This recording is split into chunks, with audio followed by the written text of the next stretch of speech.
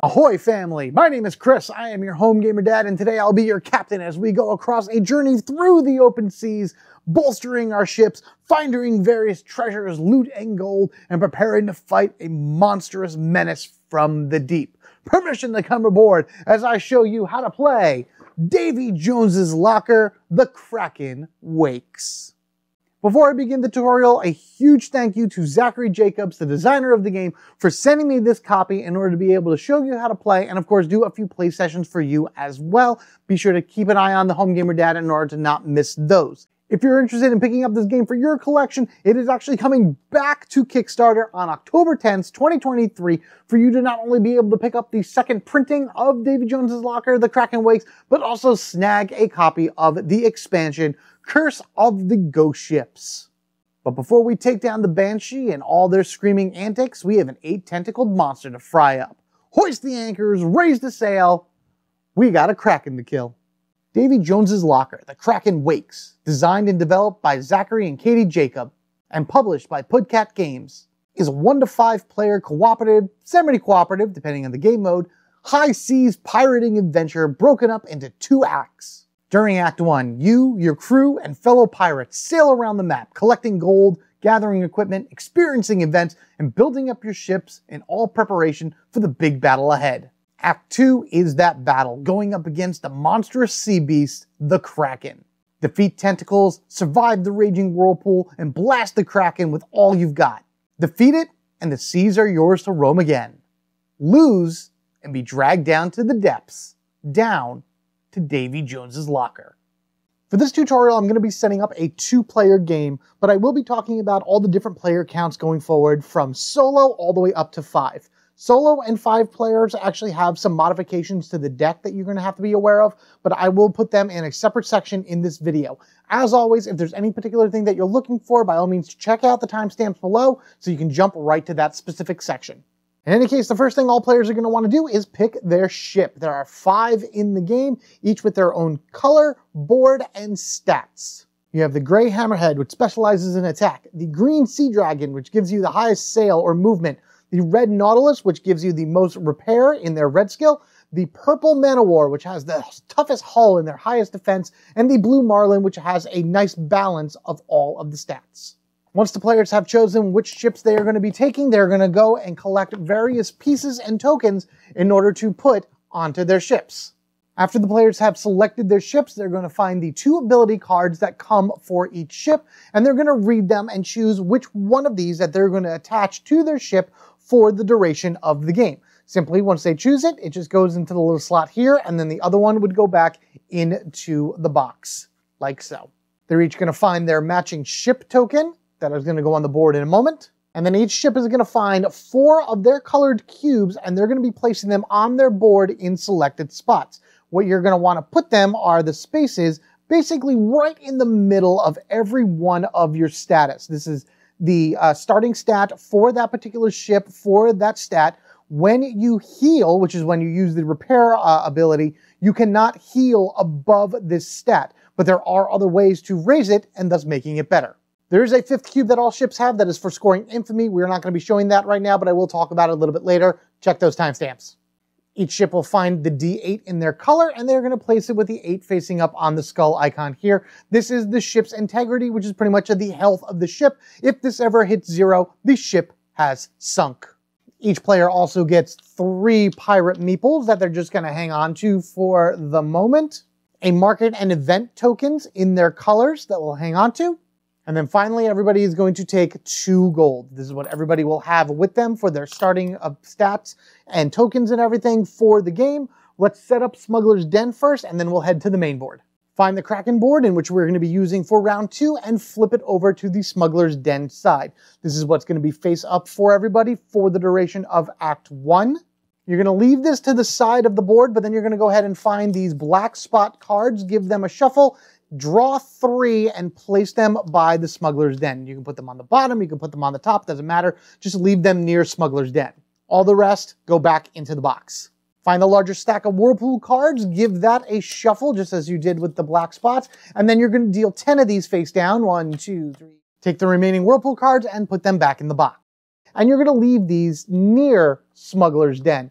This is something that you're going to be using in Act 2 in order to determine the end of the game that way.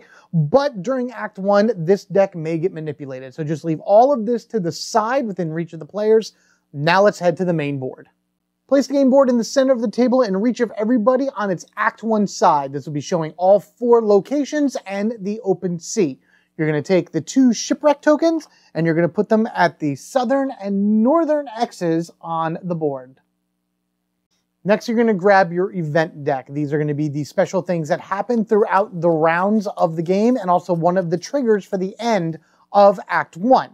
Give that a shuffle and deal out 6. 4, 5, 6. The rest go back into the box. The other 6 can just be placed over to the side. Next, you're going to want to grab all the cards that say Open Sea on them, and you're going to separate them into 2 piles. Open Sea Events and Kraken Modifiers. You're going to shuffle both of these face down, and then get ready to create your Open Sea deck. From the stack of the Open Sea Events, you're going to take 2 of these cards for every player, keeping them face down, so in a 2-player game, it's 4 cards, and then you're going to take these and you're just going to leave these to the side for right now. For the Kraken Modifiers, you're going to be shuffling a particular amount into the rest of the Open Sea cards, depending on your player count. You're going to be shuffling 10 of these for 2 players, 9 of these for 3 players, 8 for 4, 7 for 5, and for solo games, you're going to be using all of the modifiers. So I've separated that for a 2-player. I have 10 modifiers here. The rest of these leave to the side because you're going to need them for Act 2, and then these will get shuffled into the Open Sea deck. Once that has been all shuffled and ready to go, you're going to take those Open Sea event cards that you put to the side before and place them on top of the deck. Why do you do this? Because one of the triggers that ends Act 1 is by drawing 3 Kraken modifiers from the deck. This way it allows players to get a few turns in order to find various things along their journey across the oceans, rather than finding Kraken modifiers too quickly. We're going to take this stack and place it next to the game board. Next, we're going to put out all of the Market and the Explore cards for each one of the 4 ports. Each port is going to have 2 decks associated with it. One for the Market, which is where you use to buy stuff, and then one for the Explore, which is where you're going to have various events for. Take these and place them next to their various ports. Shipwreck Reef, Mutineers Bay, Remedy Cove, and Sirens Grotto. In addition, for the ports, you're going to go ahead and take your ships and you're going to be starting them at the color of your particular ship. So red, green, and gray are all going to start within their ports. Purple actually starts in the Shallows area right outside of Shipwreck Reef. And if you happen to be playing as the Marlin, the blue ship, you can start in any port. Additionally, if you are playing solo mode, you're allowed to start in Smuggler's Den. And yes, ships can share the same port, so if you are a blue ship and you wish to start in Remedy Cove with red, you can go ahead and be more than welcome to do that. Next, you're going to find the decks for the Treasure Galleons, the Shipwrecks, and the Treasures. You're just going to shuffle all of these individually and place them to the side of the board, off to the side. Make sure that they are within reach of everybody in case something comes up. There's no guarantee you're going to be using these for the course of your game, but you will want to make sure you have access to them. Find the golden dice tray that comes with the game and leave this within reach of all the players. They're going to be needing various pieces from this as you go through the game.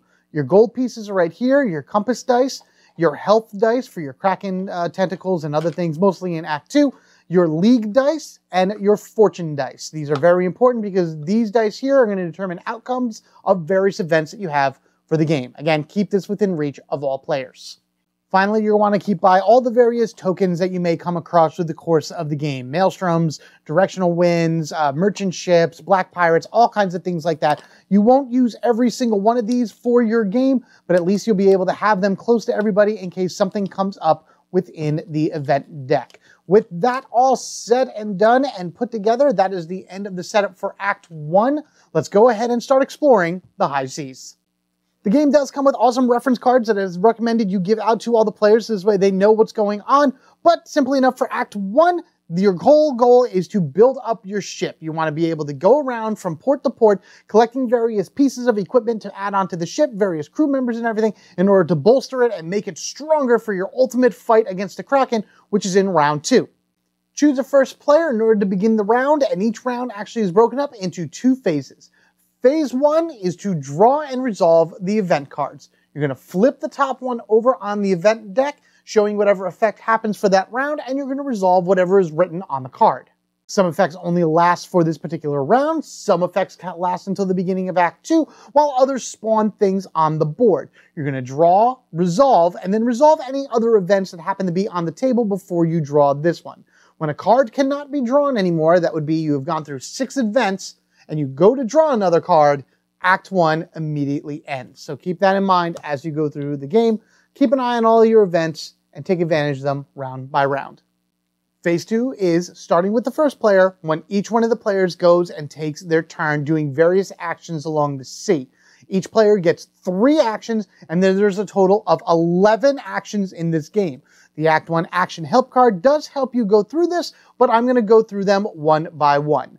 Thing to note, very, very important thing to note, an action cannot be repeated in Act 1. So say you take the sail action, which is what you move, you can't take that sail action again. This includes free actions. If you were given a free sail action, that would be your sail action for the turn. You would still have 3 actions to do any one of the other things on the list. Action 1, sail. This is how you move across the board, trying to get to various sections. You would go to your sail stat on your card and see what the number is there, and that's how many spaces you may move up to. You can move less than the number, but you cannot move more than it. As far as spaces go on the board, all of the shallows that are around each one of the ports counts as 1 space. The ports themselves over here count as 1 space. Smuggler's Den counts as 1 space. So if you want to move, you could just go 1, 2, 3, following along these various hexes. There's also the trade wind spots that are along the corners here that you can see kind of jutting out from Smuggler's Den. Whenever you move into a trade wind spot, you immediately get 1 free movement in any direction you want. So you can move out of the trade winds, up to the corner, to the side, or even continue moving forward through it. Which means if you wanted to get from here to Smuggler's Den, you can go 1, get a free movement with the trade winds, 2, free movement, 3, getting the Smuggler's Den in 1 shot.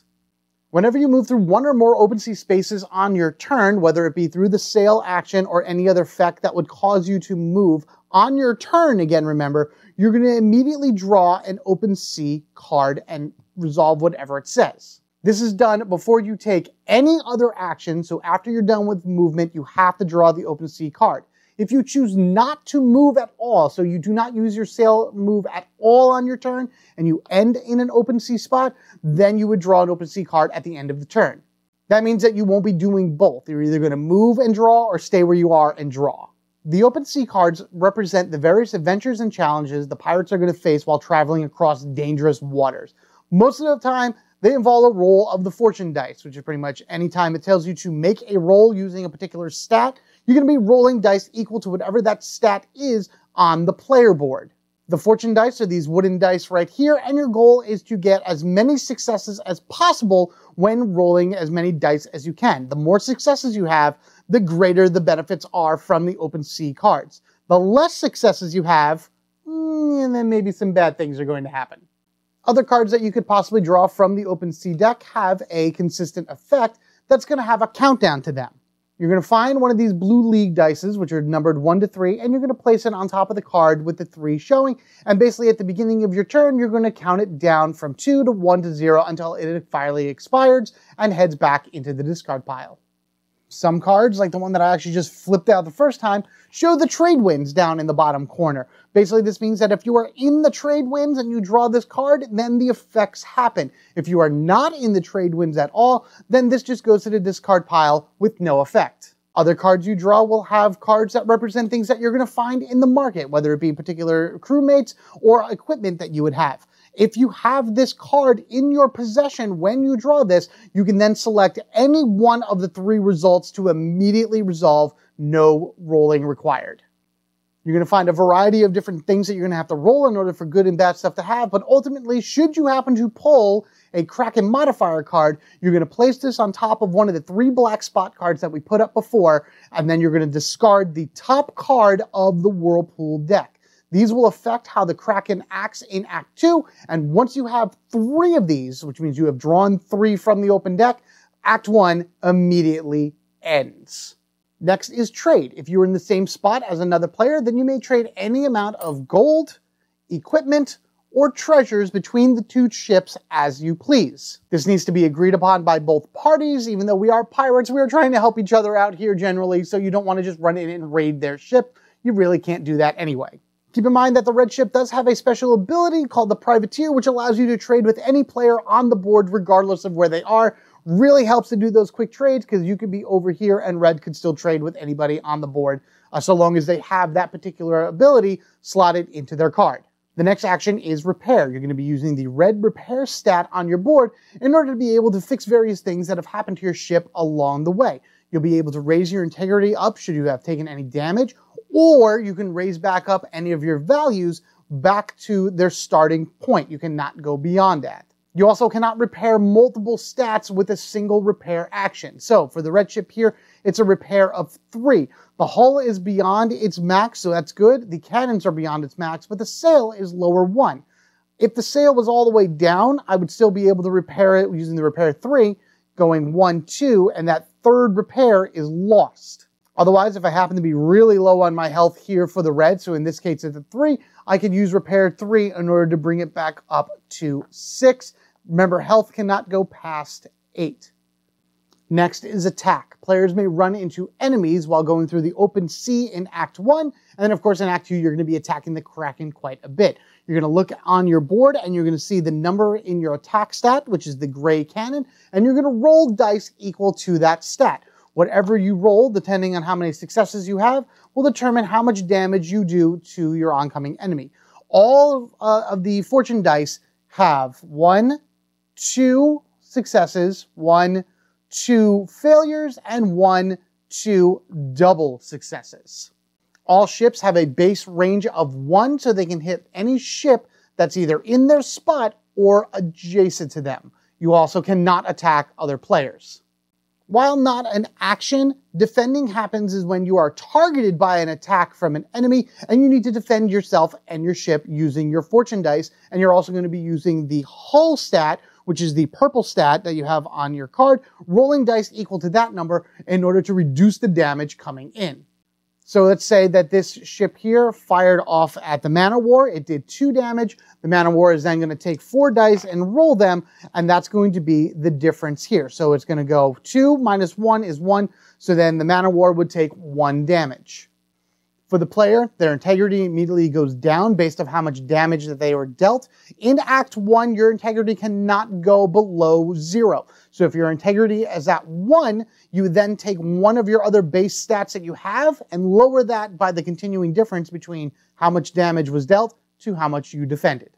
While visiting any one of the 4 ports, you're going to be able to do these actions while there. The first one is Explore. What you want to do with Explore is you're going to draw the top card of the Explore deck from that port that you are visiting, and you're going to read it aloud, and you're going to make a fortune roll based on whatever stat it tells you to do. And again, remember those fortune dice are the wooden dice here, so you would roll them, you would take whatever it is you roll and compare it to the options on the card and gain whatever benefits or take whatever penalties are listed.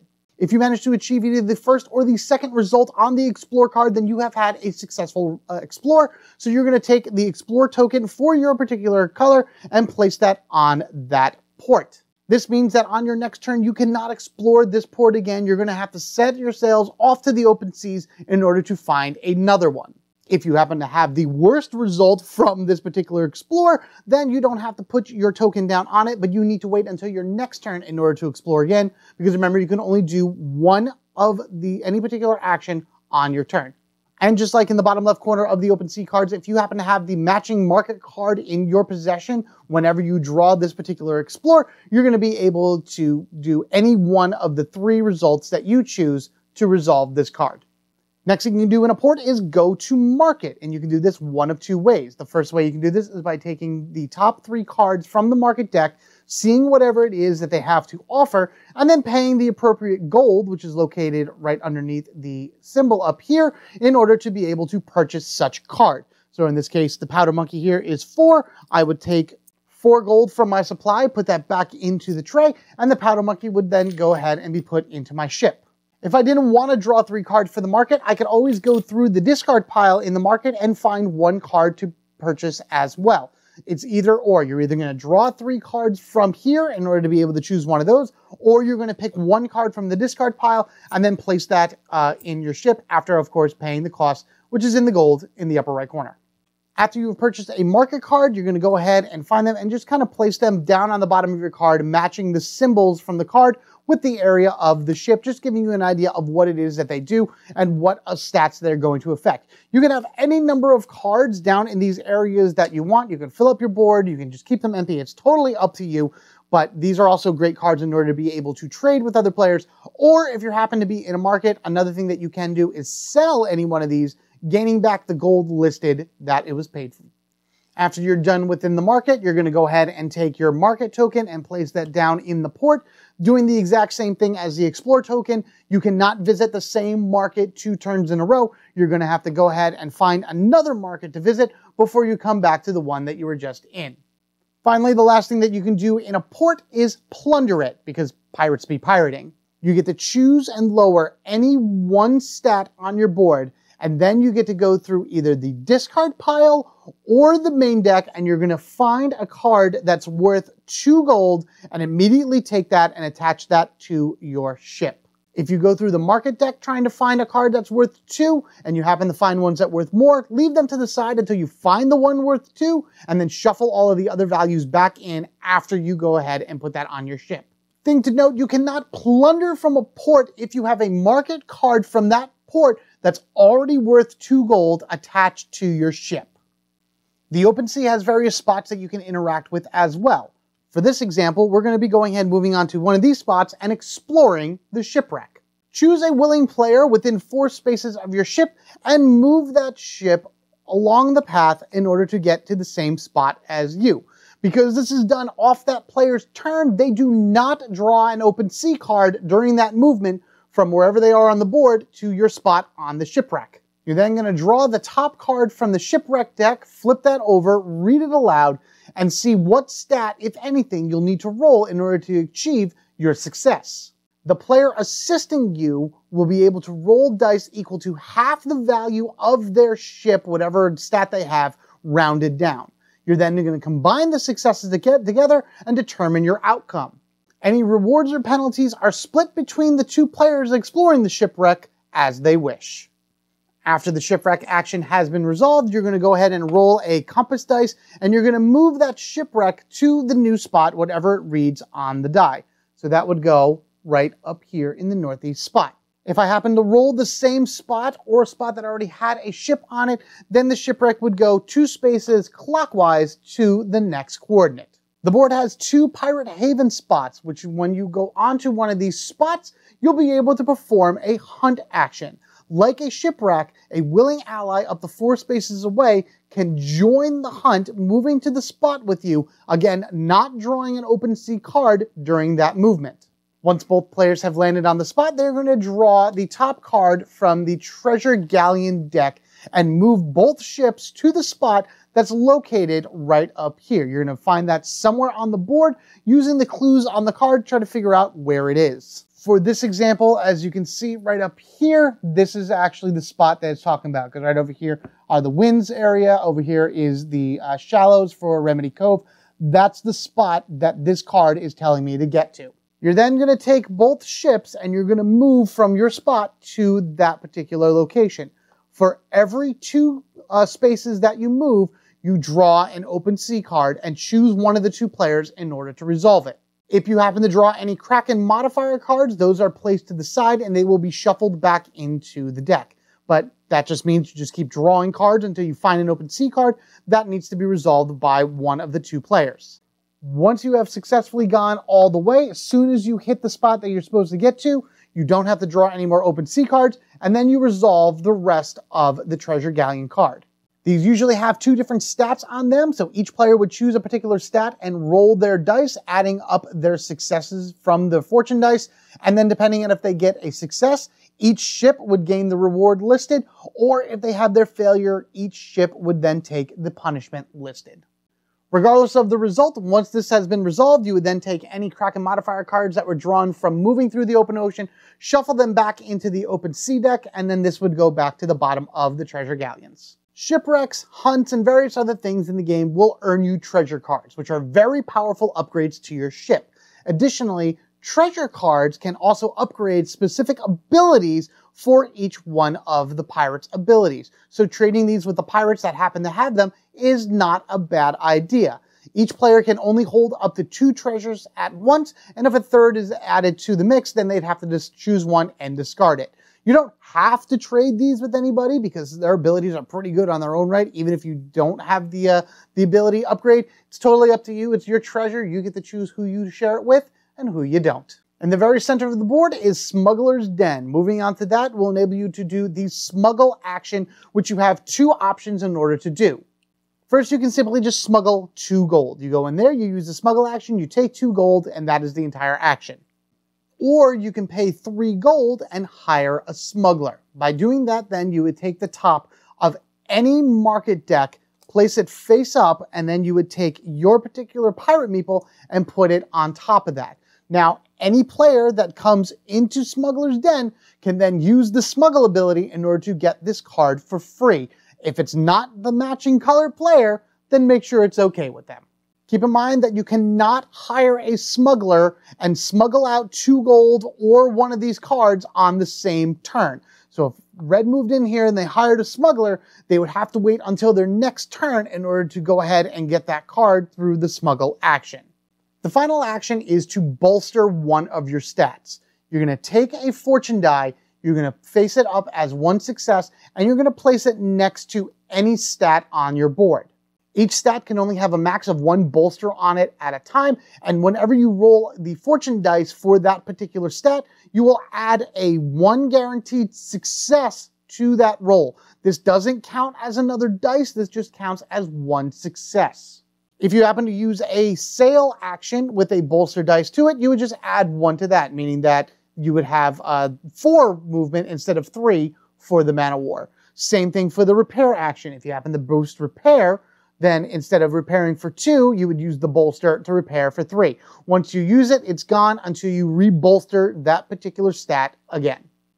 And that's all the actions for Act 1. Again, you cannot take the same action twice in the same turn, and the end of Act 1 happens if you go to draw an event card and there are none there, then Act 2 immediately begins, or if you draw 3 Kraken modifiers from the open sea deck. If either of these conditions are met, you're going to remove all pieces from the board, flip it over, and then it's time to face the Kraken. The battlefield against the Kraken takes place within this whirlpool. You're going to want to take the Kraken's head and place him in the direct center of the whirlpool. Go through your open sea deck and remove any of the Kraken modifiers that were in the deck. The open sea deck can then go back into the box. These can then be added to the other pile of Kraken modifiers that you had over to the side. Keep these within reach. You may need these as you go through this final battle. The only cards that you're going to need for this are your black spots and your modifiers that you've already pulled, your Whirlpool deck, however number of cards that is, and any cards that are attached to your ship. All Explore, all Market, Event, Treasure, Treasure Galleon, and Shipwreck cards and events go back into the box. They are not needed for Act 2. Before beginning Act 2 and placing your ship on the board, you're going to want to go ahead and flip over the Act 2 ability card for your ship. This is going to give you a new power that you're going to be able to use for Act 2. Your old one is not going to be available anymore. Also, keep in mind if you have any treasures that enable you to enhance this particular ability, making it even better than it already is. Remember that the Kraken head that's here in the middle will actually never move from this spot. You're then going to take a number of tentacles based on the player count and put them next to the board. 4 for solo and 2 player, 6 for 3 player, and all 8 tentacles for 4 or 5 players. You're then going to flip the Smuggler's Den board over, and we're going to set up the Kraken and all of its stats for this battle. For your tentacle health, you're going to find these D3s that are in the box, and you're going to put them facing you guys based on the number of health for each one of the tentacles. The tentacles have 3 health apiece, and this is very hard to see with the way that the camera is. Just know that there are 3s that are facing me, facing this way. When I actually show this for you guys on camera later on, like when I do my own playthrough, I'm just going to use league dice here just to kind of show what the number is. Makes it easier for everybody to see. In any event, all 4 of these tentacles are going to be on the board. This represents their health. You're going to take one of these teal cubes and place it on the 24, and then you're going to take the Kraken modifiers and place them to the side, so this way everybody can see them. These are things that are going to make the Kraken stronger as we go through the game, and things that you'll have to pay attention to because it enhances tentacles, it can enhance the Kraken itself, or any other factors. I'm not going to activate any of these right now. This is just for an example about where you're going to put them and to pay attention to them. What I am going to do is I'm going to talk about the black spots here. These were the 3 cards that you drew at the beginning of the game. Each one, when you flip them over one at a time, will tell you to either add a modifier if you meet one of these criteria, and then add 1 life to the Kraken if any of these happen to be met as well. So for this one, you would add a modifier to the Kraken in a 2-player game if 1 or more marker cards are worth 6 or more money. So you would look at all of the characters' cards. If any of them are worth 6 or more, then another Kraken modifier would be added to the mix. That's why I said hold on to this deck of cards, because you may draw them from there. The Kraken can have no more than 5 modifiers before the actual battle starts. So if all 3 happen to put down a modifier and you've already drawn 3 from the deck, then at 5 is your limit. But if you happen to draw none, then these may add some modifiers that you were not expecting. Finally, the last part of all of them is adding life to the Kraken. If you happen to add life, you just move the cube over to the right. And now this represents whatever the max health is for the Kraken. It can never go past 32. That's the highest it can go. Highly doubtful it would ever get that high. But if you are playing hard mode, it just starts at 32 as well. You would go through each one of the black spots, resolving them from top to bottom, adding modifiers and increasing life. Once all of this has been done, these can go back to the board, or to the box, and you're ready to put your ships on the board. The Whirlpool is broken up into leagues and octants. Octants are the compass directions that you see around the board. North, northeast, east, southeast, south, southwest, west, northwest. So all 8 of those spots are considered an octant. The leagues is how far away from the Kraken you are. Directly adjacent to the Kraken is the eye of the Whirlpool, followed by League 1, League 2, and League 3. When determining where to put your ships, you're going to roll a compass dice and a league dice, and it's going to tell you exactly where they go. So this goes northeast 3, which means you would go to League 3 in the northeast octant, and you can place your ship anywhere on there. And we'll do the same for the red, just for this example. Southeast 3, so this one is down here. Once all ships have been placed, you're going to draw the top Whirlpool card.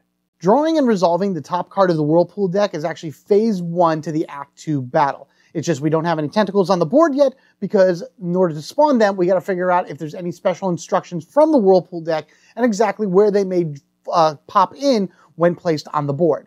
So we're going to flip this over, and the first thing we're going to do is we have the name, and then we have the direction in which the Whirlpool is going. In this case, it's counterclockwise, and then how many spaces the ships are going to move in that same direction on the Whirlpool.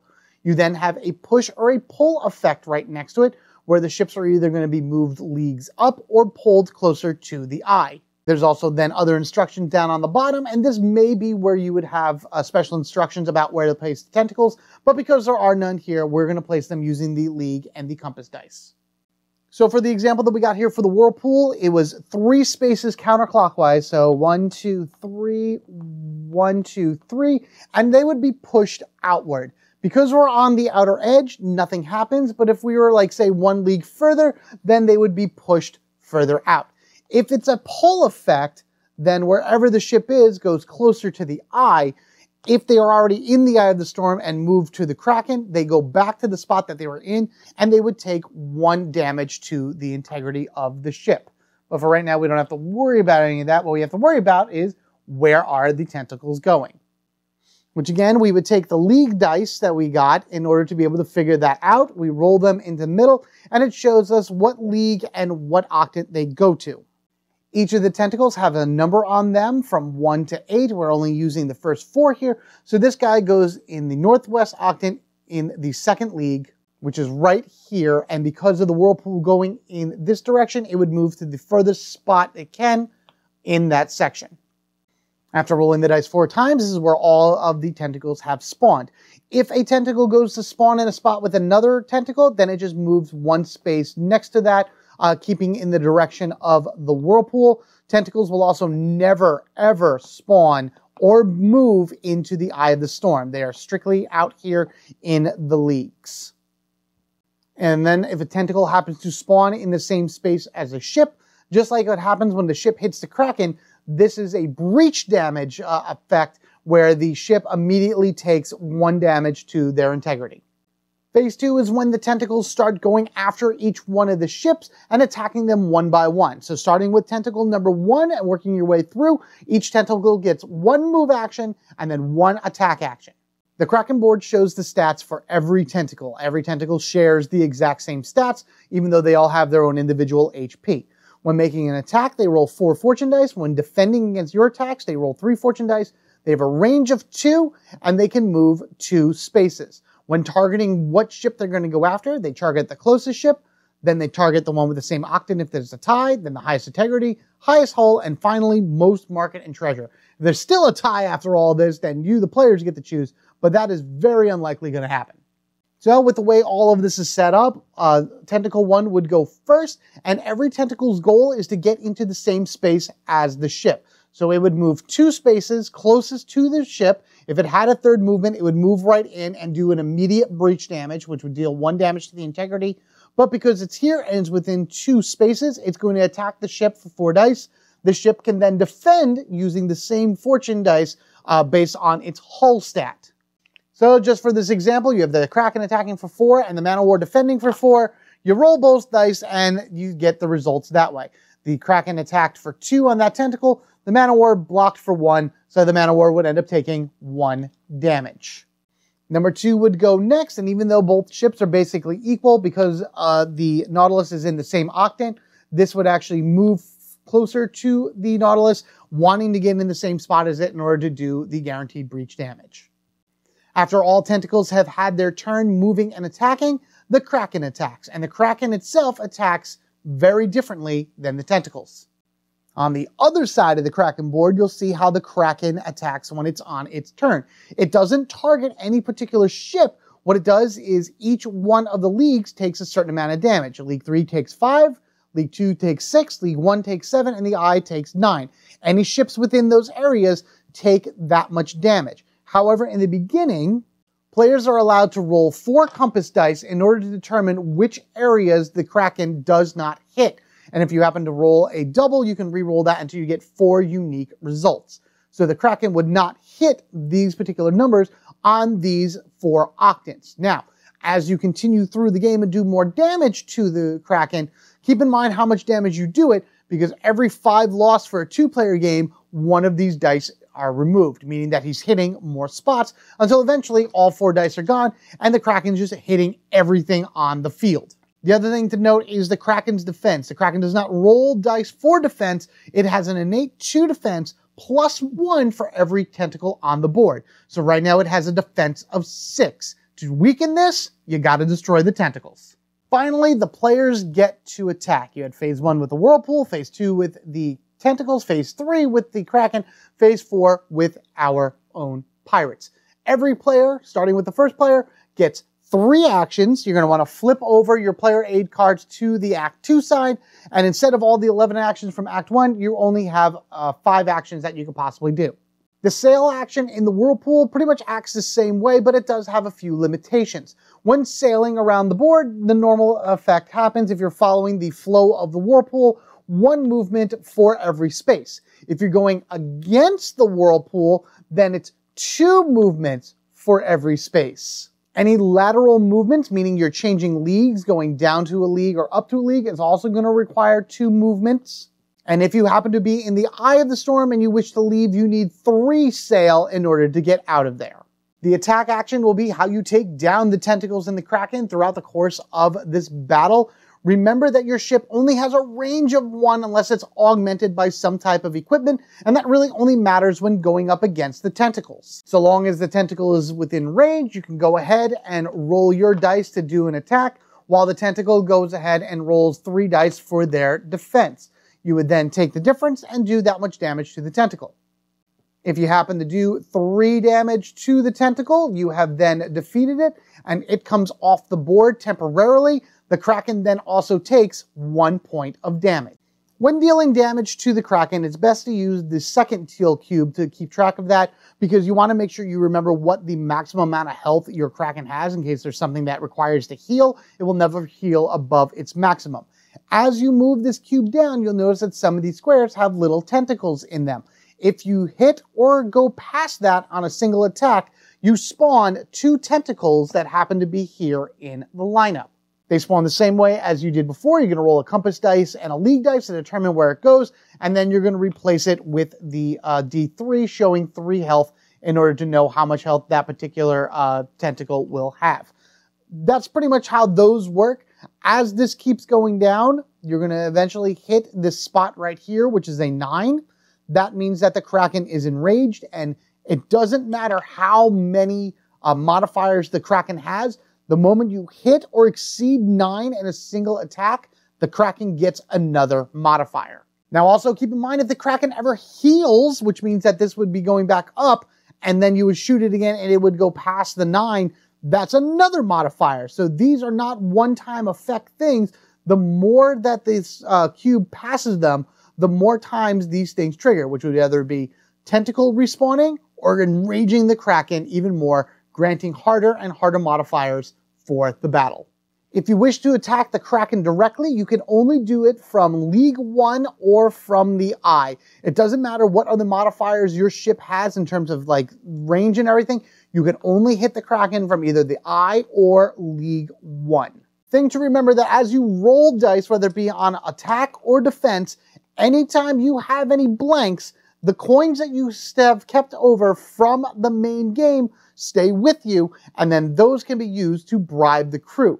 You would spend 1 gold coin to be able to re-roll any 1 blank. And even if it's another blank, you can keep spending gold coins so long as you have it in order to re-roll for a better result. The more coins you have, the more bribing you can do for your crew to get better results.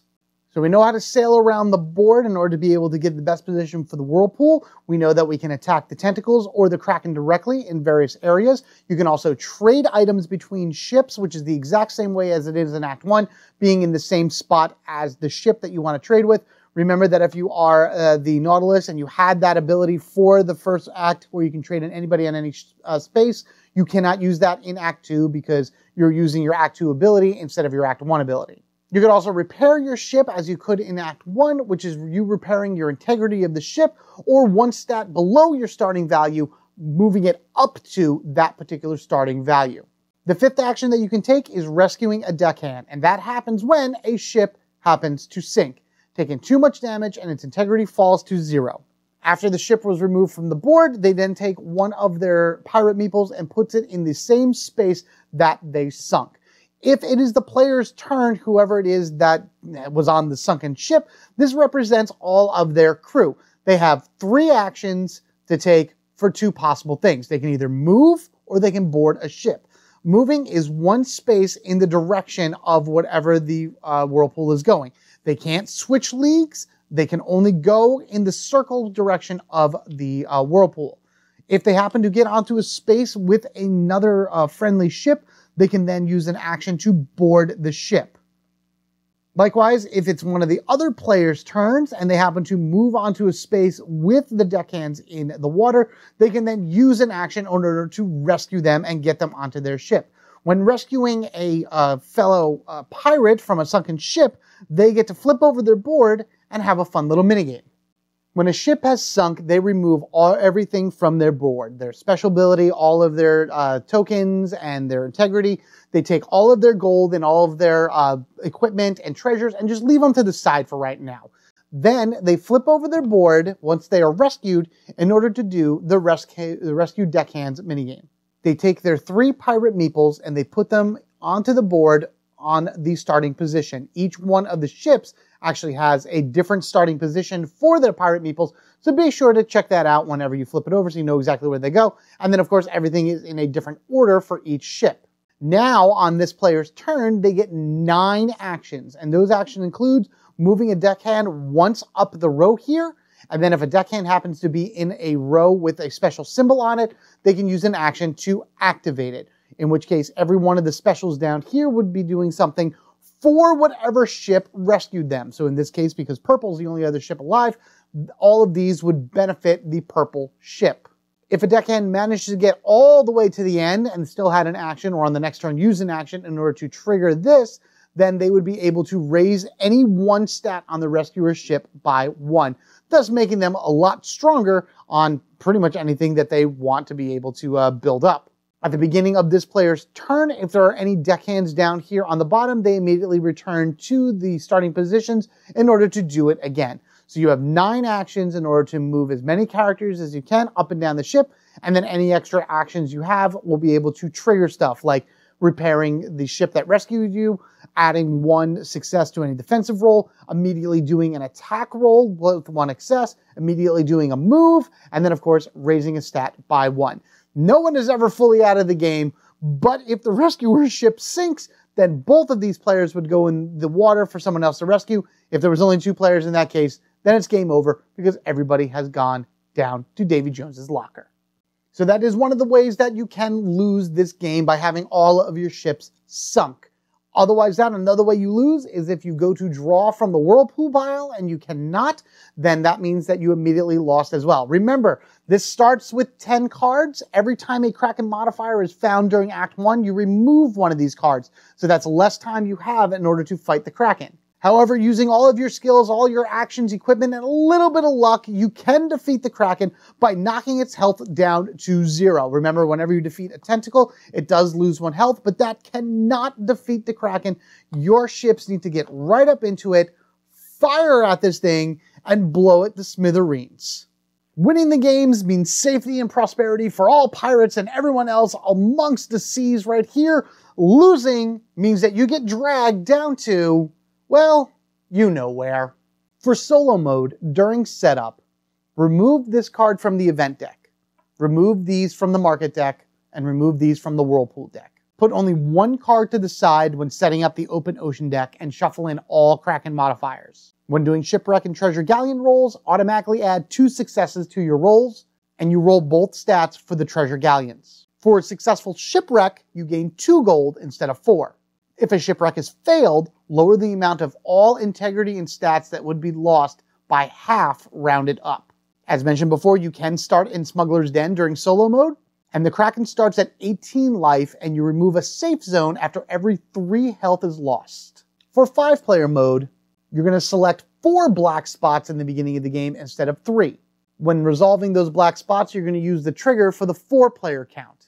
The Kraken starts at 32 life, and you ignore any life gains on the black spots. In that beginning part, when going through the black spots, the Kraken can have a maximum of 6 modifiers. When respawning Tentacles, you respawn 3 instead of 2. And after the Kraken is enraged, that would be 9 or less health, Tentacles no longer damage the Kraken. Otherwise solo and 5-player mode set up and play exactly the same as 2 to 4 players. Finally, if you wish to do a semi-cooperative mode, you're striving to have the most infamy at the end of the game. Every player will get an infamy tracker, and during the game, there will be actions that influence how much infamy you get. Take one of the colored cubes from your ship, and you're going to be moving it up the marker track once you've satisfied various conditions in order to earn you infamy. At the end of the game, you'll also earn infamy based on how you do against the Kraken. Any tiebreakers are going to go to the one with the most gold, and if there's still a tie, then it's whoever has the most treasure. In solo mode, you're going to want to achieve a score of 35 or more, but regardless, whoever has the most infamy at the end of the game will be crowned the Pirate King or Queen, your choice. And there you have it.